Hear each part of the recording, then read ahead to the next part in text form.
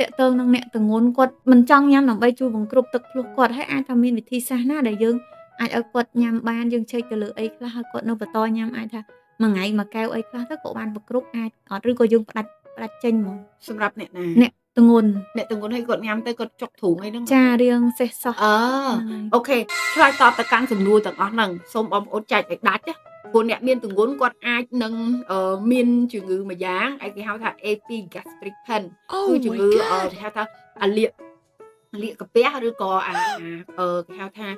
ដើមកាពះកកាពះមកគាត់ហ្នឹងណាចាដោយសារពេលដែលស្ត្រីមានទម្ងន់ទៅគាត់ទម្ងន់ពោះធំទៅវាកល់កាពះមកគាត់នេះអញ្ចឹងវាងាយនឹងភើវាងាយនឹងឆ្អល់វានឹងកាហាយ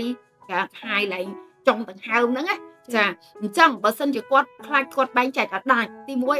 ញ៉ាំទៅវាណែនទ្រូងថប់ណែនទ្រូងវាលុកឡំមកថប់ដង្ហើមហ្នឹងទៀតអញ្ចឹងខ្លាចថាយើងបែងចែកអត់ដាច់ចាព្រោះបើសិនជាគាត់កំពុងមានទម្ងន់ហើយគាត់ញ៉ាំដូងពេលពោះសទេអត់មានញ៉ាំអីហើយដូងដែលគាត់ជ្រើសរើសមកញ៉ាំហ្នឹងប្រភេទដូងនោះវាចាស់ពេក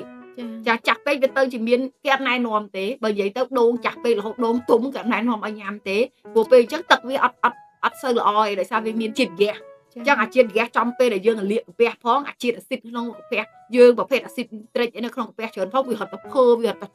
ជ្រួលច្រាល់ឲ្យគាត់ហ្នឹងកាត់តាំងកាហាយហើយណែនទ្រូងថប់ដង្ហើមយកតែម្ដងចាអាហ្នឹងក៏ករណីហ្នឹងគឺជួបភាគច្រើនកុំយល់ច្រឡំព្រោះភាគច្រើនវាអាចតាក់ទងរឿង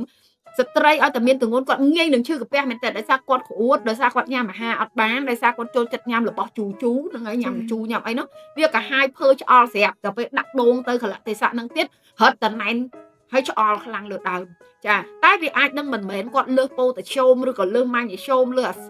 សារធាតុអេឡិចត្រូឡៃហ្នឹងទេតែអ្វីដែលកាន់តែច្បាស់ទី1ម្លងពេលមានផ្ទៃពោះគេត្រូវត្រួតពិនិត្យអាហ្នឹងហើយចាគេត្រូវជួសឈាមមើលគ្រាប់ឈាមដើម្បីដឹងថាកំហាប់គ្រាប់ឈាមគាត់កម្រិតគ្រាប់ឈាមគាត់មិនដែរគាត់មើលអេឡិចត្រូឡៃហ្នឹងមានសារធាតុខ្វះអត់លើសប៉ូតាស្យូមលើសម៉ាញ៉េស្យូមលើសសូយ៉ូមលើសអីអត់នៅក្នុង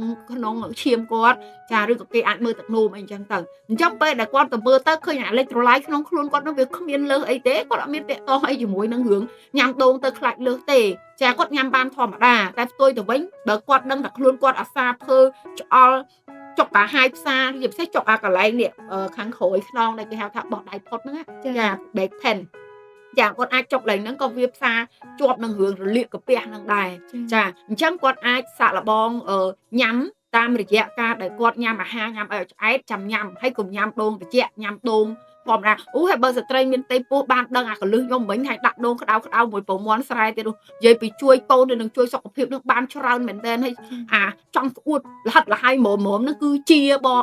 បានតែម្ដងហើយបើសួរថារោនៅណាប្រហែលជាអត់មានអានេះរូបមន្តដែលអ្នកគ្រូសៃពៅបង្កើតចាចាំងទៅជួបគ្នានៅហាងដូរពីហាងកាហ្វេមកហាងដូងម្ដងអូខេនិយាយលេងតែអាចមែនចាអញ្ចឹងករណីហ្នឹងគាត់អាចបត់មកអញ្ចឹងវិញបាន